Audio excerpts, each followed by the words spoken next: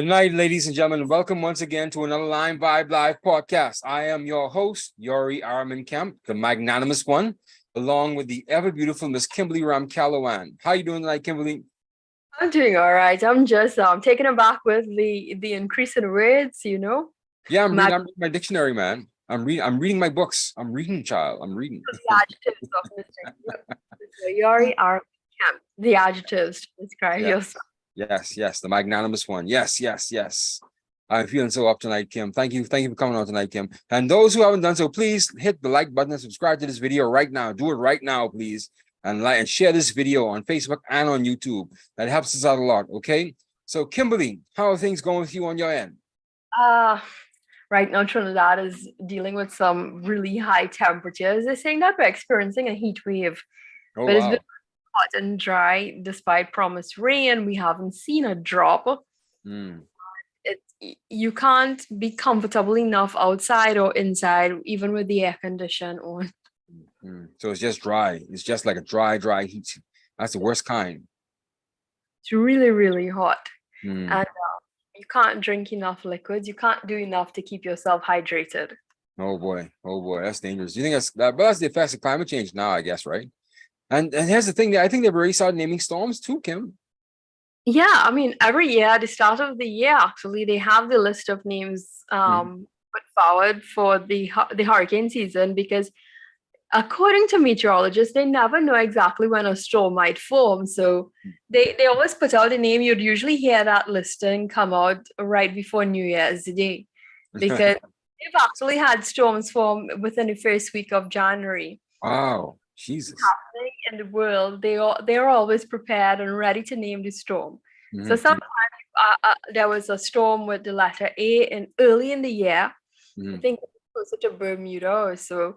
But the next storm to be named would have been B and C, and that came later on, closer to the hurricane season. Okay. Hurricane season usually starts at June 1st, around November 30th. But with climate change, you can never tell what's going to happen, right? Exactly. You got to throw the old playbook, man. The world is just getting warmer, and these storms are getting more active, and they're becoming more.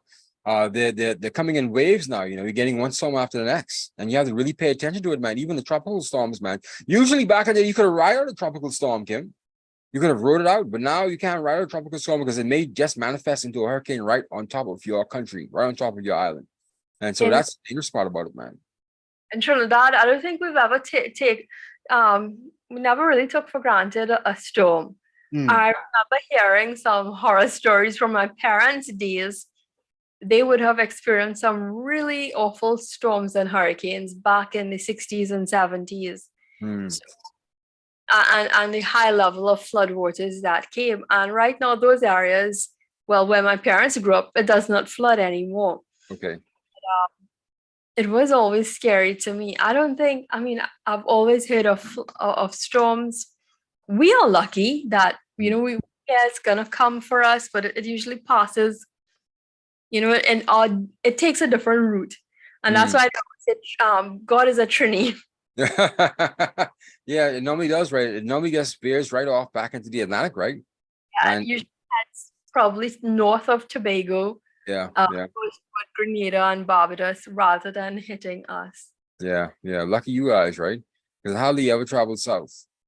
Yeah, but I mean, here's what: we're never spared when it comes to the floods, right? Because right. Rain, 10 minutes of rain, Port of Spain, our capital city is flooded.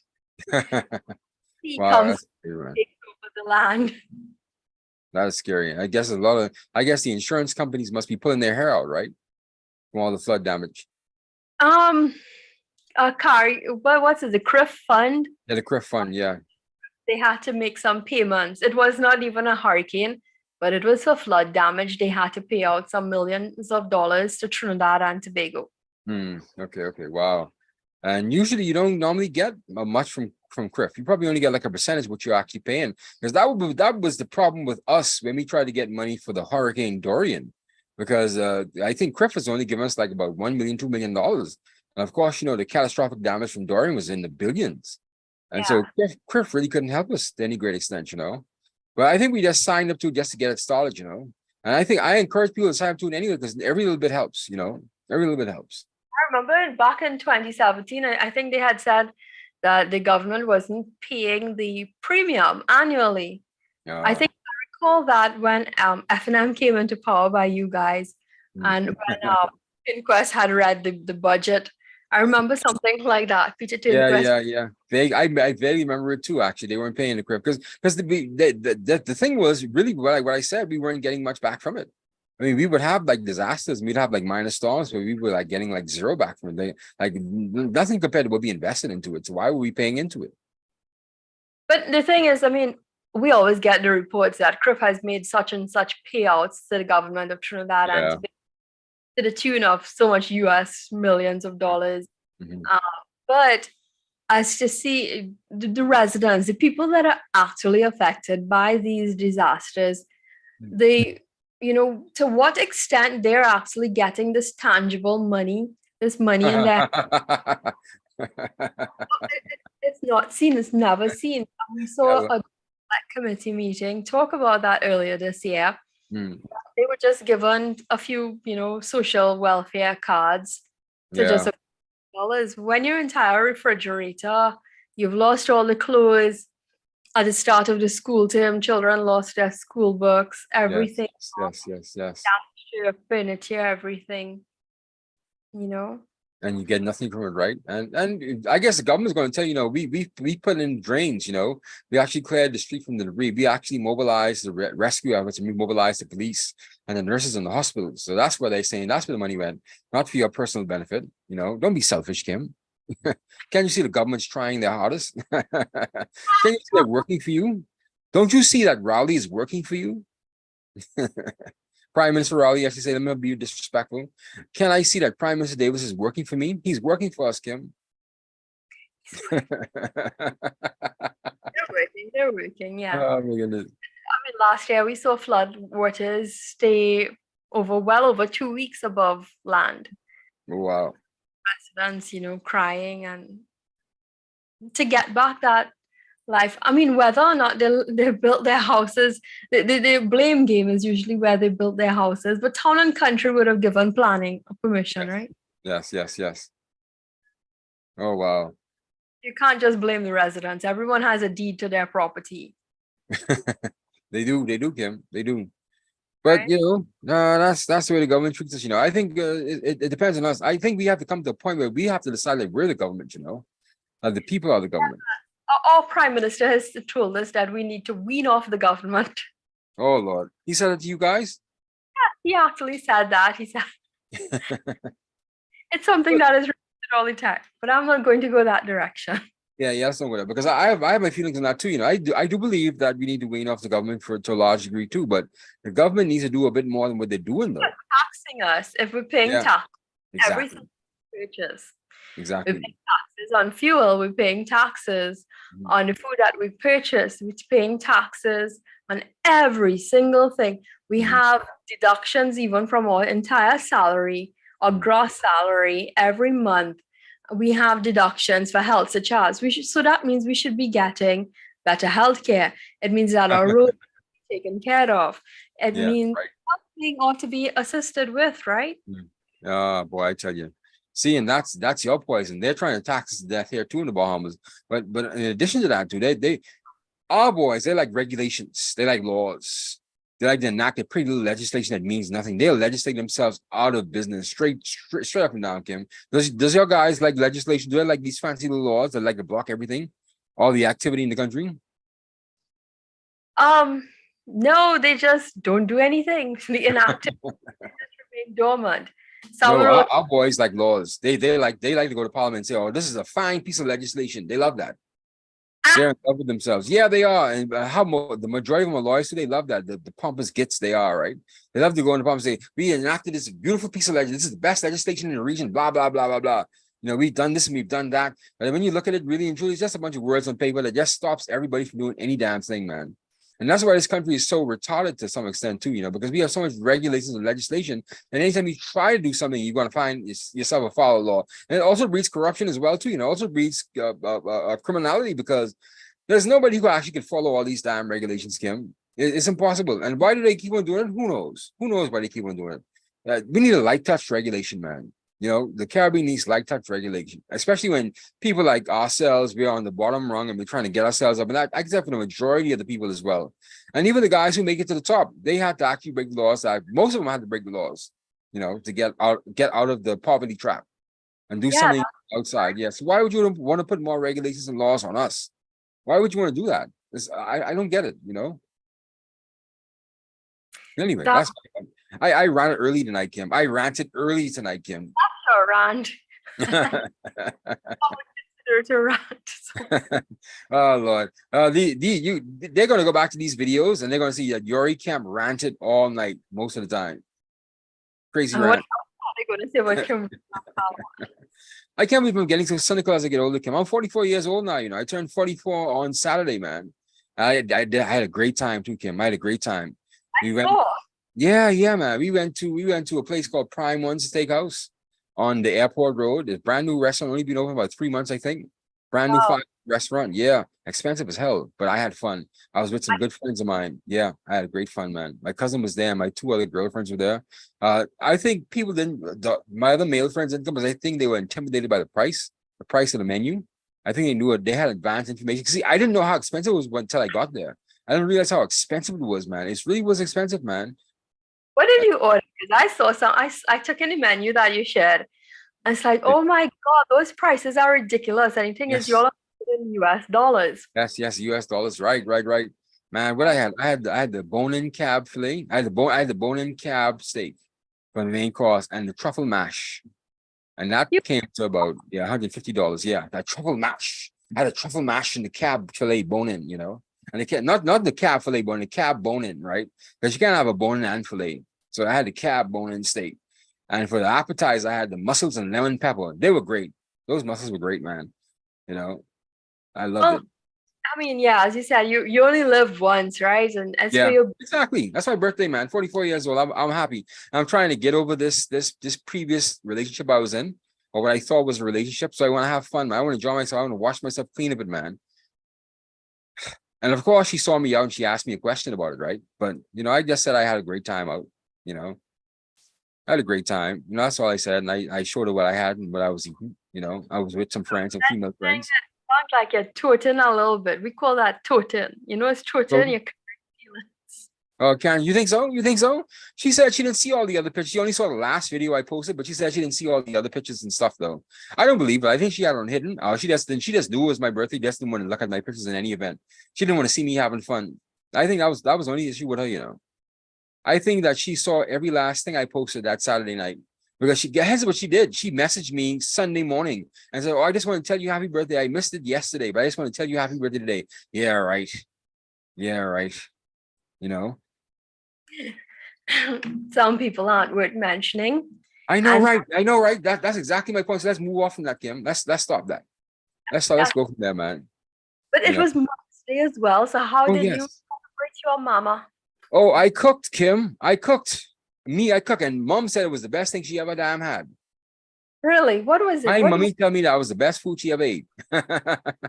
I did some steamed lamb chops with tomato paste. I did my own potato salad. Yes, I can master potato salad now, and I had some vegetables on the side for it too, some wild vegetables. You know, I did a good job for her. Yes, no rice. So I wasn't eating rice yesterday, so she's not eating rice either. But potato salad, vegetables, and some lamb chops, some steamed lamb chops. They were great. Yeah, man. I'm good. I'm good in the kitchen, you know. That's good to hear. So all the ladies are also going to hear that too, you know. I could actually cook. Yeah, man. I'm good in the kitchen, man. I'm good. I'm not the best, but I'm not gonna starve. That's what you mean.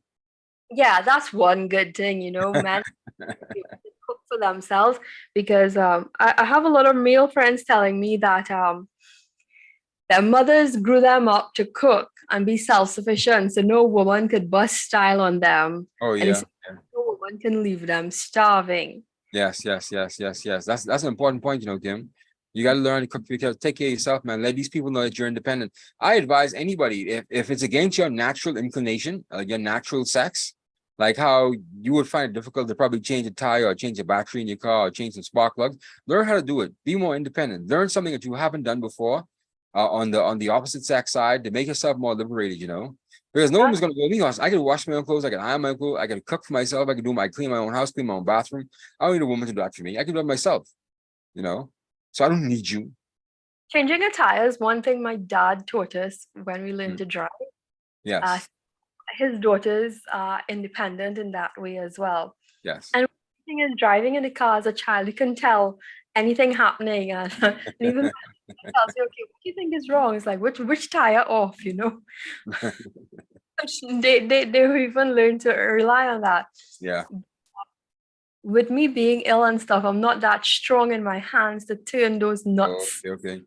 Yeah, I know, Kim. I know. So Hard. it So just carries with you. yeah, sometimes like okay, it's a good thing I never had to do it. Okay, knock on wood, on my own. Someone, And you don't want to do it again, right? no. But yeah, we know how to do it. We know how to jack up your car and change your tire if need be. I haven't seen your sister yet, though. I've seen pictures of your parents, but I haven't seen a picture of your sister yet, though. My sister is there. You just Okay, have to look hard enough. You'll see her. okay, She's okay. next to me in the pictures. What's the name again? Michelle. Who? Michelle. Michelle. Okay, Michelle. Yeah, Michelle and Roncalawan. That's right. Michelle and Kimberly. Kimberly and Michelle, because you're the older one, right? I'm the older one. Older Yeah. of two. Older of two, right? Kimberly and Michelle. Yeah, yeah. You talk to often? You still like really close with her? You guys share stuff? Um, we're getting there a little closer. I adults and things like that. So yesterday being Mother's Day, it was really a reminder, you know, Mm, really grateful. It's really a day of gratitude and celebration of your mother, mhm, of your parents. mhm, Being able to celebrate with two of them, we usually have family style meeting, you know, dinners and meals together. mhm, On occasions like that, we do that for Valentine's, we do it for Christmas, we do it for Father's Day, Mother's Day, mhm, sometimes for birthdays, not always birthdays. mhm. But those are the days we make sure we're usually together, Okay. not working or anything. Um, we're there at the table together, we join hands, we pray, and we have a home cooked meal. And honestly, I enjoyed a lot more than heading out to the restaurant. I feel like Yes. the coming together and you know just being able to enjoy a home cooked meal, that it's more liberating. Yes, yes, yes. There's a Trust me, deep I felt like such a little kid when my mom told me yesterday that's the best food she ever had. I cooked better than her. I was so pleased with myself. I said, yes. I can't believe I actually got, you know, I was actually excited. You know, I actually felt good. My mom said I cooked really. it does feel totally different when you prepare a meal yourself at home and Did you share cook it. something? Yes, we did.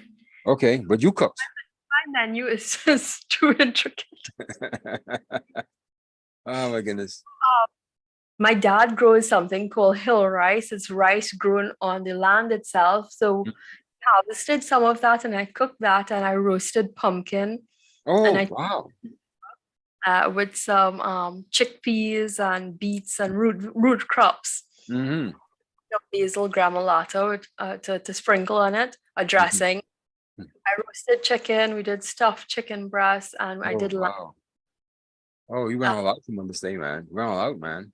Make my little pot seem so small and insignificant, man. But I forget you cooking for a bunch of people, right? You can check the menu. The menu is actually there on the table on my Instagram. Okay, I look for it, man. Yeah. So we made sure we always have a lot of food. I usually share with my aunts, but my Mm, aunt is not well lately and mm. has to stay at home. So we just after lunch we went over and dropped off, you know, her portion she would have had with us. That's your mom's sister, right?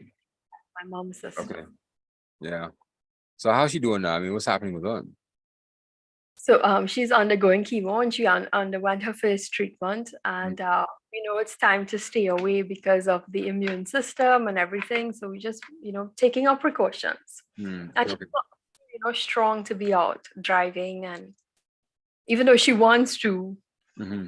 that's that she stay put. Yeah, yeah. Don't bother with it. Yeah, yeah, yeah. Sorry that she's going through that, man. Cancer sucks, man. Cancer sucks. Mhm. So she was there when my mom was going through it. And So her presence is really appreciated, and we did miss her at the table yesterday, Mhm. but it was everybody was happy to see her. She was happy to see everyone That's get good. flowers, because we used Yes. to buy flowers for her and mom and share. Yes, yes, yes. That's good. That's good, Kim. That's good. Spread some cheer and some joy in the world, man. Make Yeah. your auntie feel good. Make your auntie feel happy, man. You know. But I hope she pulls through, man. I hope she really gets over this cancer. She will. I believe she will. I know she's strong, and she'll get through it. It's not it's an initial stage, so we're praying that it Mm. stays. She stays strong. But I know how chemo can be, because I experienced it with my family, and witnessed it several members of my family actually. So it's Mhm. really never a nice thing to deal with. No, it's not. I came close to one cancer patient in my life. I was a lady I was working with when I used to work at a place called Restaurants Bahamas. And to see her waste away while she was on chemo was like, oh, so heartbreaking, man. And she used to have chemotherapy in her eyes, but that's yellow, this bloodshot yellow. And I felt so much sorrow and sadness for her, man. So I could see she really was going through it, man. That chemo really was killing her, man. She still Yeah. ended up dying though, but still, I could see it was, oh my goodness, so heartbreaking to see her come back in so much pain. And she had the brave to come to work. But she had to work. Had to work, but it's hard. I mean, It my is. mom did not work after the first 2 weeks. It's like, okay, I can't work. I'm staying home. Hmm. Gave her time off, and she bounced back, and she was able to resume her job. Hmm. And But I think with chemotherapy, I think it's going to be just like how it was with the iron lung. There's going to be something that we're going to let's look back and in the next 40 years. They're going to find a better treatment for cancer. It's going to we're going to look at chemo like we were actually doing that back in the 90s and 80s. We were actually doing that to people. Yeah, you were actually doing that, just like I they were doing the iron lung back in the 1920s with polio. We're going to find a solution to this, and we're going to look back and say, wow, we were doing that to people all these years. Wow. You know? and the thing is that the chemo treatment that you would have gotten in the 90s and 80s, Mhm.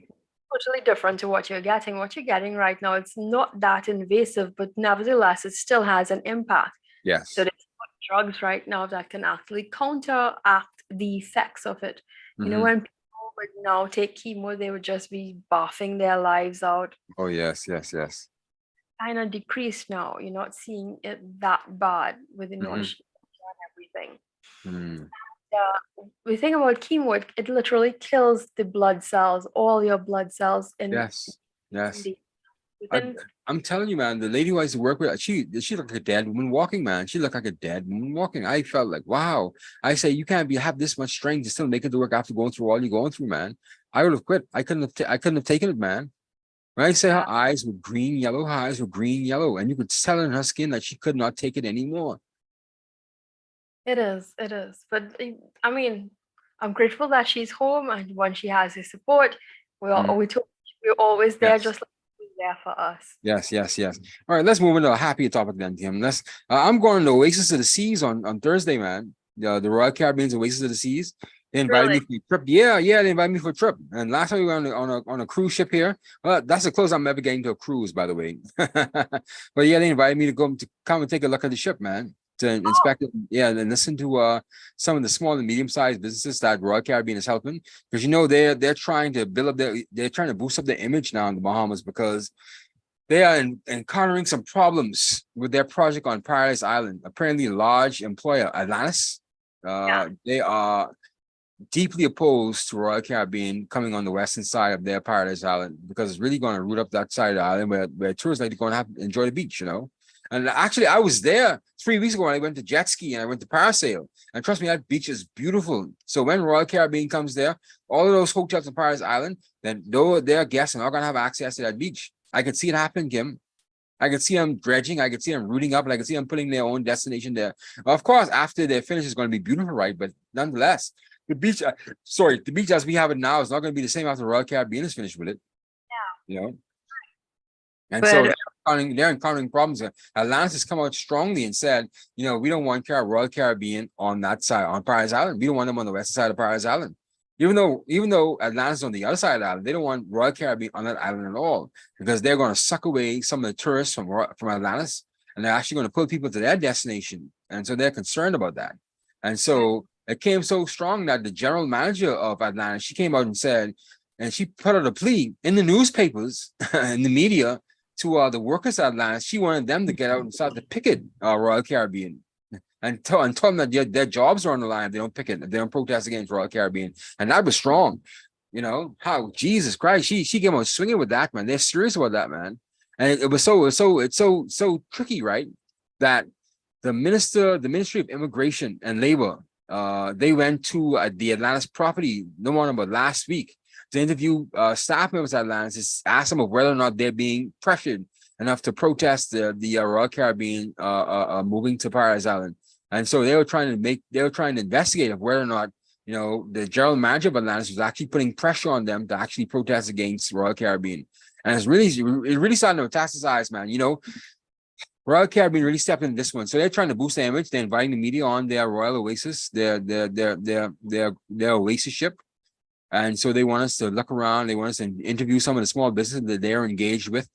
And so they want us to see if they're good corporate citizens. And, you know, Royal Caribbean really has been spending some money here, you know.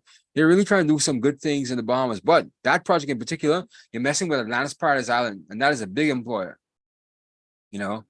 And even though Bahama is still a more beautiful property, I think Atlantis is still one of the top tier destinations. If you destroy Atlantis, you're going to destroy this country, man. So I think they're going to have to be very careful when they go on Paradise Island.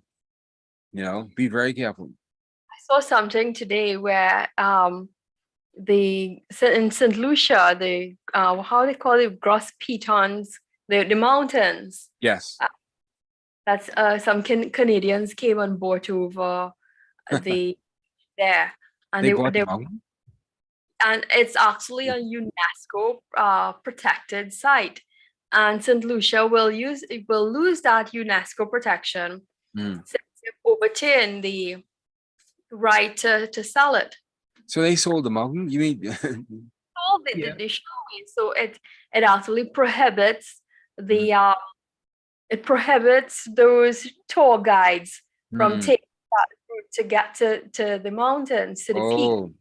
It's a protected site. It was supposed to be protected lands, but now you've got, you know, modern day colonialism, as they say. Yes. They're billionaires, so they can come and do what they like on the Islands. So how do you feel about Philippia? What's that? How do you feel about Philippia, the prime minister? He's kind of lackluster, isn't he? I mean, it's not really that attractive. Yeah, he's not scintillating, you know, he's not doing anything path breaking in St. Lucian. Right. When it comes to saying anything groundbreaking or charismatic, like you would have heard from Deacon Mitchell in Grenada, you know, spearheading something, he brings that youth and vibrancy to and in his gun pants. I saw he looks so goofy with those gun pants when he stands on the stage. You could tell he's like a young person, right? Get these young skinny pants on, gunning, man. Nigga, get some pants, man. Prime Minister Mitchell, get some pants, man, please. He's trying to probably save money, but I save money on fabric. Yeah, maybe. But he's the Prime Minister of Grenada, man. Wear some better fitting pants, man. You know, don't be dressing like these young boys, because people ain't ready for that. We're not used to that. He looks enough. I've seen him. I think he looks fair enough. I guess probably I'm into the hip style, the you hip know. Style. Right. That's you, right? Yeah. You're liberal, Kim. And saying something. Can you imagine me in those gun pants like that? Can you imagine me in those pants that come up to my ankles? That go over my ankles? You can't see me in those, Kim. Can you? Would you want to see me in those? No, I mean, you dress the way. I mean, we all have our style. If we want to be hip and modern, why not? And those pants that hug your booty and hug your thighs, I can't be caught dead in those, man. I bought some tight jeans the other day. I wore them in front of my girlfriend. I told her, man, listen, I feel kind of weird in these, man. These are too tight. And those are the same pants I wore to the strip club that night, and I got felt up by that security guard. And that was wrong, Kim. That was wrong. I can't get over that, Kim. I was sexually fondled. I don't know how you're going to feel about when you visit places like our country and all the guys wear, you know, the latest in fashion. Oh, no. I'm not that kind of dude, Kim. I'm not that kind of fella. You're not going to see me in those skinny jeans, Kim. That metrosexual look, you know. Absolutely not. I abhor that, Kim. I abhor that. Absolutely not. Me? Metrosexual me? Getting my hair, my eyebrows clipped and my nails done? Me? Absolutely not, you know? Absolutely not. Kim, how dare you, Kim? A gentleman like me, how dare you, Kim? This is you, analyzing how a political leader. He's young. He's allowed to wear that. Yeah, But with back to his policies, as yeah, you know, yeah. Go ahead. he's not really saying anything that's groundbreaking to really captivate your attention. Mm, Maybe these other ministers might, say something different. I'm not sure. yeah, I guess so.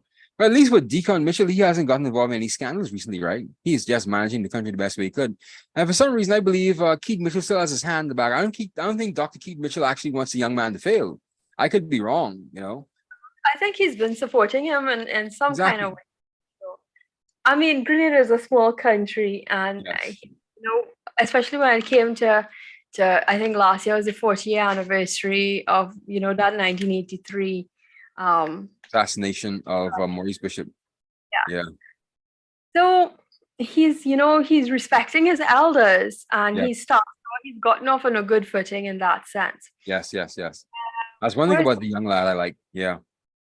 He has his issues, though. There have been some complaints about some things said and done, but it's minor. I mean, every leader it's a give and take, especially in your first year. Yeah. You can't hate the fella. You can't hate the young fella. Only them gunning pants you could hate.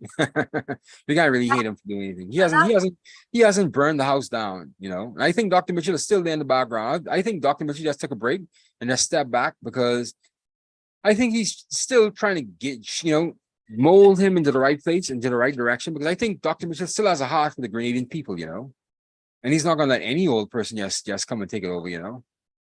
Yeah, he's been the longest ruler for a good while, and people probably needed that kind of stability, especially after 1983. Yes. It's probably much needed and time for change. And they said, okay, it's time for change. Mm-hmm. We need someone young to take over. Mm-hmm. Yeah, I agree. Because the other leaders in the the NDC, the National Democratic Congress, they were so lackluster, man. The guy who was before Deacon Mitchell, what's his name? He ran the election right before him. His name escapes me, man. Nazim Burke. Oh my goodness, you could tell he was a patsy. You could tell Dr. Mitchell had him in his back pocket. He wasn't campaigning at all, Kim. I can't believe that people couldn't see that man was essentially not trying to win that election. He didn't want anything to do with that. And Nazim Burke represented the politics of the past as well, too, you know. He went back as far as the assassination too. You know, he was the financial secretary when Maurice Bishop was assassinated. Yes, he was. But I don't think he was much liked, because of back then, his connections to back then, Yes. I think. Yes. You know. To an extent. Yeah. But I'm glad they crossed the bridge with Deacon Mitchell, though. You know, they crossed the bridge to a new generation. They skipped an entire generation, though, but they passed off to a young man who I think has a bright future ahead of him, you know. Yeah, I think so. Once he keeps his head on his shoulders, I think, he can reach places youngest in the region. Yeah. And he can give a lot of them around him some good lessons. Yes, indeed. I think they gathered in Guatemala this weekend. Oh, yeah. Last week for the Association of Caribbean States meeting. Yep. What's interesting is that we saw a lot of foreign delegates visit, just like CARICOM meeting recently. We're seeing that it's attracting the attention of global leaders. Mm-hmm. You see people from South Korea, Ukraine was here. Mm-hmm. Well, Arabia, the Saudis were also here. Yep. Just like they were there last year for CARICOM heads of government meeting. Yes. Participating. Well, they're observers. They're considered observers, and that's all they can do. Yes, that's all they can really do. Do you know what I think, though, Kim? I think they realize that it's not just the Caribbean. There are about several tiny little states in the Caribbean that they actually could use that for political leverage, you know, because a vote is a vote in the UN, you know. A vote is a vote in the UN arena. So it doesn't matter if your country has 100,000 people or 300,000 people or 3 billion people. A vote is a vote. You know, the so-and-so St. Lucia voted yes with Saudi Arabia. You know, that's still a vote. you know. And then on top of that too, I don't think anybody's really selling short this citizenship by investment program has ran through several different Caribbean countries. I think it's good and bad because it's getting a lot of attention around the world, because even right now, you speak to most of those citizenship by investment brokers, those agents, they're getting a lot of interest from the Chinese nationals and from the Russian and the Ukrainian nationals. They're getting a lot of interest. And fourth among that are the Indians. You know, they're getting a lot of those persons from the Far East Asia and China, as well as Russia and Ukraine now because of the war. And so you're having a lot of those people, they're just leaving their countries and they're trying to find a haven in the Caribbean.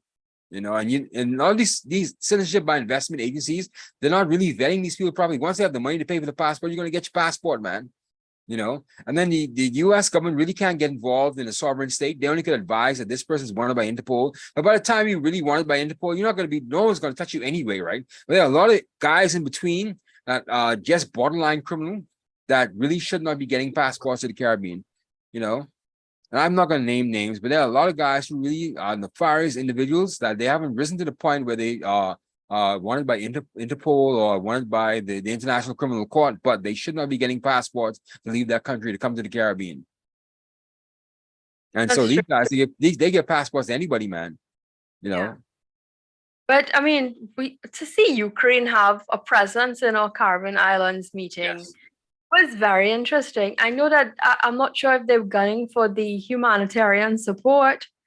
Or I mean, with small islands, all nations are still struggling. But what I heard is that, you know, they're looking for some kind of humanitarian support for that Eastern European state. Yeah. Political votes, man. Votes in the UN Security Council and votes in the UN and votes in these human rights arenas, you know. It's just votes, you know, support. And I don't blame them, you know, because Russia really hasn't back. The fighting hasn't stopped yet. It's been over a year now, Kim, right? The war in Ukraine, and it's not easing up. You know, Russia has them really shelled and bombarded. Thing is, their war has actually affected us more than we are able to impact them. Exactly. Exactly. Had to face it, rising food prices. The wheat has gone up, flour has gone up, doubled in price. I mean, we also faced those high prices during the pandemic. But because of the war that's been ongoing there, we've had to face high fertilizer prices, high wheat prices, including fuel prices as well. Yes. All of those, I mean, it's good that perhaps they're listening, because whatever's happening there is affecting us. Yes. You know? Yes.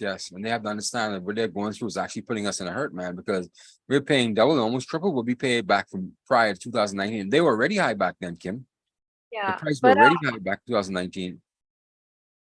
I know that Russia's the one that, you know, sort of instigated this. We don't know, you know, why, because of power and whatever, but it's Ukraine that's listening. I'm not sure what Russia cares about the rest of us. Yeah. I think because it was what it was, you know. Russia got afraid that Ukraine was getting too close to the Western powers, so to speak, and they were getting too close to the United States, and they didn't want the United States too close on their border. You know, so they're trying to let the Ukraine know, hey, if you're going to join NATO, you know, we're going to bomb you. And that's exactly what Putin did. He didn't want the United States anywhere further than Poland. That's as far as the United States was allowed to go until, you know, Putin went bananas, you know. And that's really what all it's about, you know. And to be honest with you, I think that Biden secretly wants the Ukraine mashed down, to be honest with you, because don't forget, his son made a huge bungle in the Ukraine where he left all those tapes and those videos, right? And God knows what kind of arrangement, you know, Hunter Biden had with the Ukrainian government, and why he was involved in all these business deals with the Ukrainian government, right?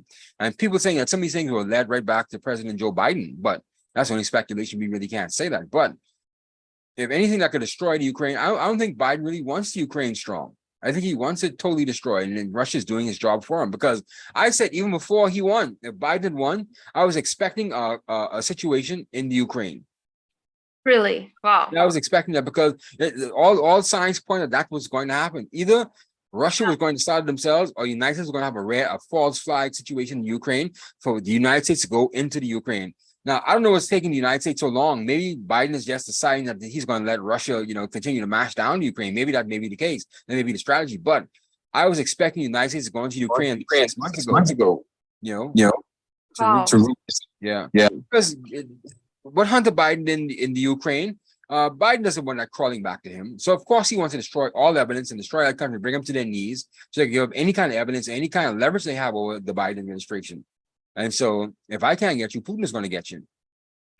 That makes it so much that makes it so nefarious, doesn't it, right? It makes it seem like Putin is actually in cahoots with the United States, which may not be a far-fetched idea because these leaders have done some crazy things over the past several years. And it's not as if the United States isn't the most trustworthy ally ever in history, right? And we also know that Putin isn't very trustworthy. So we're just seeing this thing play. And we're just seeing the Ukrainian people now suffer as a result of the wickedness and the greed of some really top-tier elite men. That's my conspiracy theory right there, Kim. That isn't around. That's a conspiracy theory right there. I hear you. But just like the COVID-19 was starting the Wuhan lab and it turned out to be true, some of these things turn out to be true after a while, Kim. When you really sit and you analyze it, they created that virus in the Wuhan lab and it got out, you know? That's the thing about political leaders around the world, you know? You never know what their real motives for whatever they're doing. Exactly. So, I mean, we're seeing this happening with Russia as well, but also China flexing its arms too. Yes. And that's the other thing we're looking out to. But you think about it, even Japan had a presence at this year's ACS.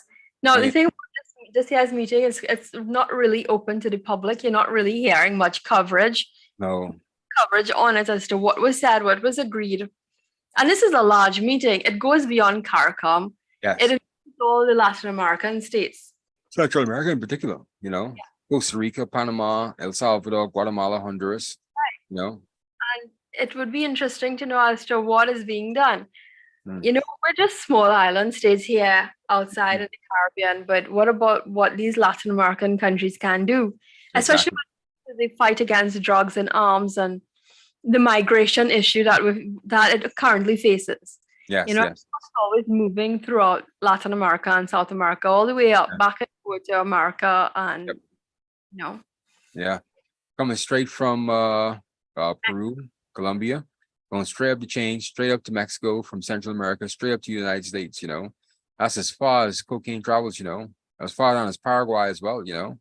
So what is being said there, and it also comes ahead of the OAS meeting, the Summit of the Americas later this year. Oh, really? Okay. So I'm guessing, you know, whatever has to be said will probably be well ventilated with the other countries, Canada, North America.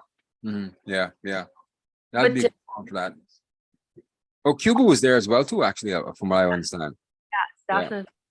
But also a big news happening was that United Nations Secretary General Antonio Guterres was in Jamaica yesterday meeting with Prime Minister Andrew Holness. And they were talking a bit about the role that Jamaica will have when it comes to Haiti. Oh, yes. Providing humanitarian support. Holness is calling for it from the United Nations. Because I believe that Prime Minister Holness is part of that high-level committee when it comes to seeing the reform of financing that affects, you know, countries like ours, the small island developing states. So he co-chairs with Prime Minister Trudeau of Canada for SD financing and development in the era of COVID-19 and, you know, beyond. He was talking a good bit about that. I was taking in what SG Guterres was talking about as well. He's saying the same. Was he on vacation, Kim, or did he actually go there for a scheduled meeting? Was that a vacation or was that a scheduled meeting? 2 days. It was a scheduled meeting for 2 days. He just came yesterday and he left today. Okay. So, it was meeting. It was short and brief. It was his first time in Jamaica. Oh, that's good. First time in the Caribbean overall, or what? No, well, he did come in Suriname last year for the Caribbean meeting. So, and I believe, was he not in Barbados sometime? I'm not sure. But it's not his first time, definitely. But it's good to see, you know, him being here and actually seeing that, hey, our region does need help when it comes to security. Now, the situation in Haiti is a security and humanitarian situation. Yes. Forget the Ukraine. You know, Haiti's a real tragedy, man.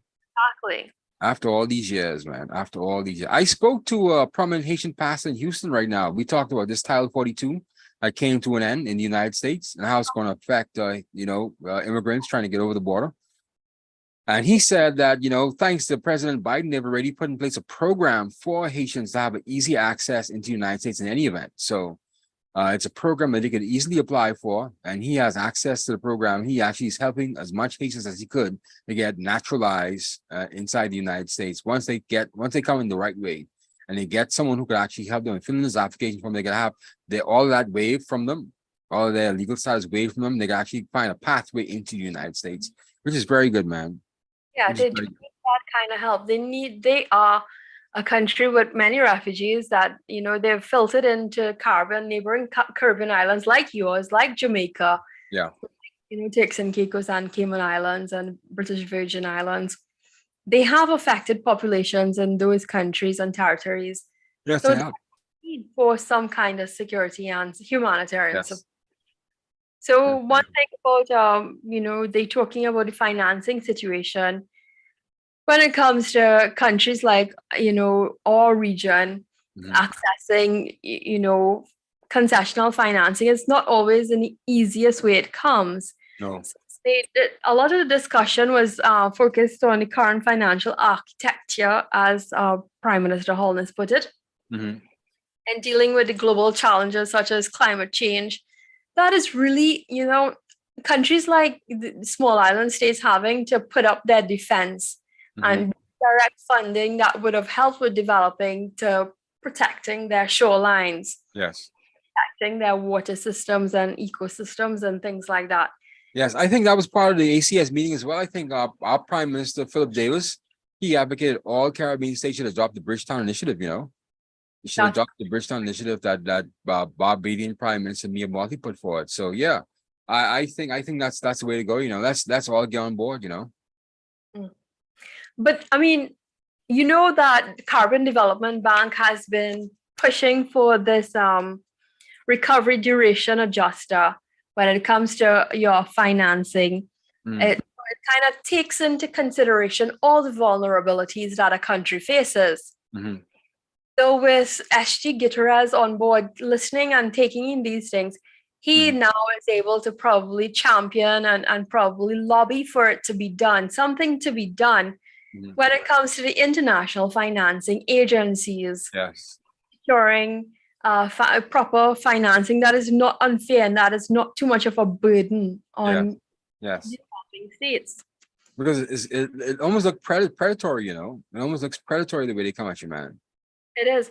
And, Mia Mottley has spoken about it. That's why she has also put forward the Bridgetown Initiative. The Bridgetown Initiative looks into those, your vulnerabilities and being able to access this kind of financing, being able to access the special reserves, So, yeah. Getting money, free money. Yeah, I agree, man. I'm getting warmed up to Miss Mottley, man. I believe she's a shining star and a shining beacon for the Caribbean community. Because some of these things she's putting forward, really and truly, we need to get behind, Yeah, she's been a championing voice on the global platforms and getting the attention that is needed by these institutions like the World Bank and the IMF that has often come after you, like I think what Marla Dukran says, the boogeyman.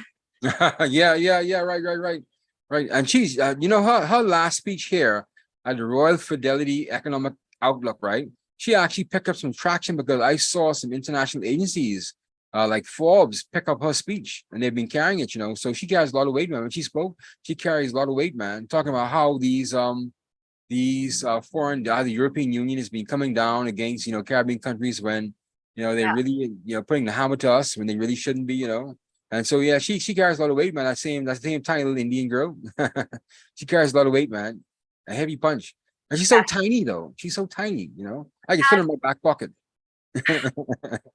He has been quite vocal against the EU and what they're doing, and she's, labeled it as a new kind of racism. It's got institutional racism, as she says, Yes. And it's interesting. She was the first person that I actually heard and describe it. And you're seeing it happening when it comes to they constantly, changing and moving the barricades, moving the measures as to how are we to access these kinds of funding, financing, how we able to trade with these countries and things like that. Yeah, yeah, indeed, Kim. Indeed, you know, she's packs a powerful punch, man. Yeah. So other than that, man, we've covered a lot, man. So how's how the rest of your week looking, Kim? This week, what is it we have going on? There's quite a good bit happening with regard to the media for me. Mhm. They've got I have some training for business journalism starting this week Okay. with uh, Media Institute of the Caribbean, so I'll be doing that. But it's me just trying to better myself in my career because I do a lot of business financing reporting here Yes.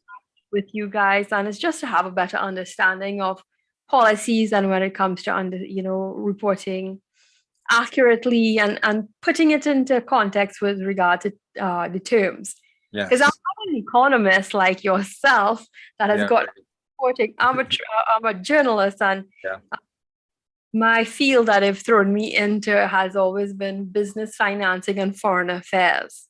Okay. Those have Okay. been areas that I've covered for the last 10 years, predominantly in my career. So So you's going to be learning now, Kim. what's that? I say you's going to be learning now. I'm going to be learning a bit Yeah. for the next 2 months. I'll be taking up in that. Yeah, that's good, man. I'm glad you're taking some extra classes, getting yourself acclimated to what the people are speaking nowadays, Yeah, I always encourage that.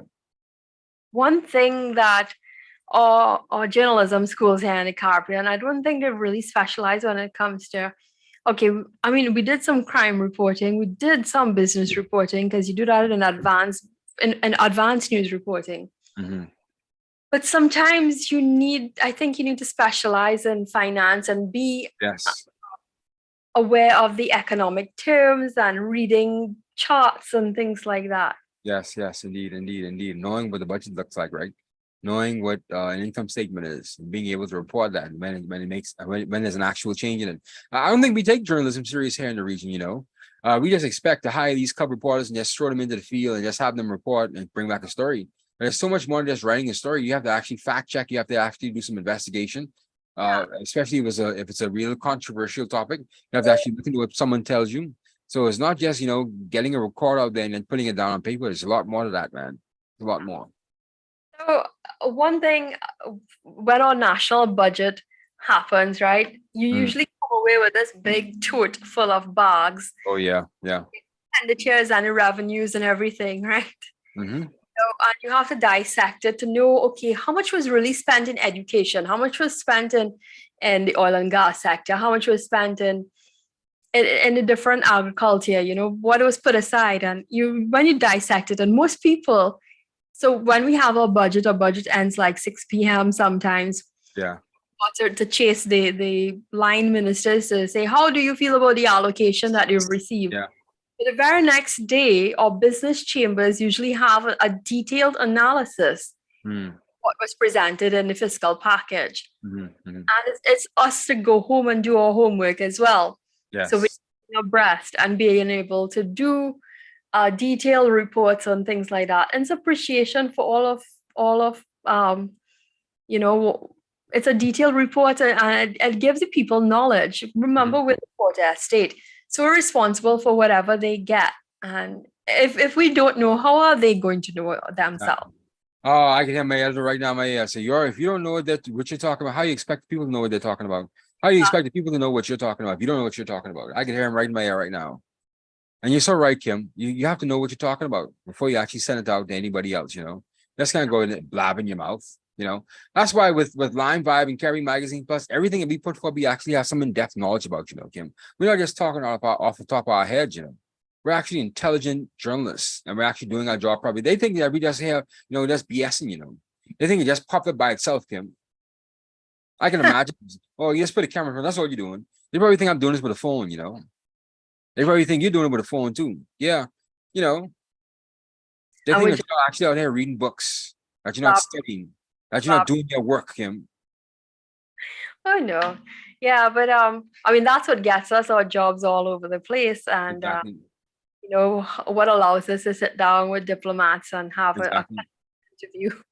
Exactly. Because you have class, Kim. You have standards. You have quality. You have integrity, That's why you're here, And they're never going to find it anywhere else. Except they come to LimeVibe and Caribbean Magazine, but they're not going to find it anywhere else. And I stand on that. I stand on what we do. Because it's important, because this is we're trying to bring people together here with information and analysis and conversation that people can actually can listen to in the evenings, And this is important. This is important for people to understand that what we're doing out here is not just for us because we like, coming on the air and just ranting and raving. This is for you to appreciate and understand what we're trying to send to you, what we're trying to give to you. This is about you guys, not about us. Not about. No, it ain't about us, Kim. And they should know it's not about us. It's a lot of work. We have all this other things we can be doing aside from doing this, but we want to do this because we want to bring you the information. We believe that it's important that you guys are engaged around the Caribbean. We believe that without these platforms, we're not going to understand what other people are going through. Like, for example, I learned a lot more about Trinidad here and on 2 shows here, just talking to you. I can learn from anywhere else, Kim. I'm quite certain it could be vice versa. So yeah, it's a serious job, Kim. It's important what we do. It's important.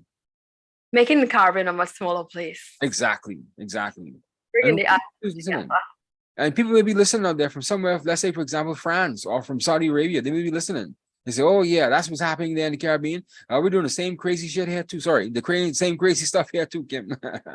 Yeah, that's what it is, man. But in saying that though, I think we're having fun while doing this though. Yeah. Like I said, I spoke to a Haitian pastor the other day, and he was very engaging, man. And he says that there's a lot of abuse happening over in Mexico with a lot of Haitian nationals too. So a lot of Haitian women are being abused and raped. Wow. Yeah, he says that's why he is working so adamantly. Pastor Shadrach Seals from Houston, Texas. Pastor Shadrach Seals. He's been in the United States since 1976. And he's a pastor now. And so he does as much as he can to help people to get over the border to the United States from the hell where they are. Because we think that, Haiti's a hell but when these migrants, they immigrate to other countries, they undergo some real turmoil and some hell too, Kim. Like we have our own problems here with the Haitians here in our shanty towns, quote unquote. And, I when I walked the streets as a candidate about 7 years ago, I listened to the complaints and the people who were living in those shanty towns, Kim. It's horrible, Kim. It's horrible. I met a woman who was raped 3 times in the past 2 years. And she can't go to the police. She can't go anywhere else because she's going to be deported. And this is what happens, Kim. And the squalor they live in and the unkempt conditions and unsanitary conditions is sickening, man. No, this happens in this country here. Those shanty towns happens in this country. It's the Bahamas' great shame, Kim. And I wrote a story about it. The shanty towns are the Bahamas' great shame. And we should be ashamed of ourselves. We let these people come over here and promise them jobs and don't give them jobs. And we just have them sitting there in these shanty towns, just living in the most squalid conditions. It's embarrassing, Kim. Anyway, that's my second rant for the night. So I start off with a rant. I go off another rant. Otherwise, in that, Kim, you had a good night tonight? You had a good day? Yeah, I did. I mean, we spoke a lot about what happened over the weekend on Mother's Day. So yeah, I wanted to mention that I saw that there was a rise in dengue cases in certain countries and for certain parts of the Caribbean. So 4 countries right now is under alert for dengue. That's the Dominican Republic, Guadeloupe, and Martinique. So they've been seeing high cases of dengue on the islands. CDC, US CDC has actually put out a watch level 1 for them. Yes, good. Thank you for letting them know, Kim. Thank you for letting me know because any ships coming from those countries, they need to be stopped and inspected very, very carefully. And dengue is really carried by mosquitoes, right? Mosquito eggs and mosquito larvae, right? Yes, it's the Aedes aegypti mosquito. Yeah. You get bone chill and fever and pain, and it causes your blood platelets to drop really low. And you can't take any ibuprofen or anything like that. You just have to take your normal Tylenol. Yes, and ride it out. Then ride it out like a champion. Oh wow, Kim. Thanks for letting me know, man. Yeah, because I guess dengue doesn't grow on these islands, right? I mean, they have to be imported in, right? We have the Aedes aegypti mosquito. It's quite prevalent in the region. Oh, but really? When you start to get the cases start to grow, it says something, and that means probably you've got to look at where mosquito is being bred, stagnant water, where water is being collected, and you have to consider that. You know, they tell you usually have a campaign to rid your surrounding areas of where water is collecting, even your vases on your countertop in your house, plants that collect water at the base, to get rid of all of those things. Okay. Okay, that's fair enough. Okay. Be careful with dengue. Yeah. Thanks for letting the people know, Kim. But that's our time, Kim. Any final thoughts? It goes quickly, just like the hour goes by so quickly, doesn't it? Yes, it does. Any final thoughts, man? Oh, I want to wish you all a really good week. For the rest of the weekend, we'll see you here on Wednesday. Yes, see you on Wednesday, God willing. So thank you once again for joining another LimeVibe Live podcast. I'm your host, Yuri Arman, along with my beautiful co-host, Ms. Kimberly Ram-Calawan, here on this Monday night, May 15th. And if you have not done so, please like and subscribe to our YouTube page and our Facebook page. Click like to any of the videos and share our content. It really helps us out a lot. So this is Yuri Camp again from LimeVibe Live saying good night and see you on Wednesday. Good night.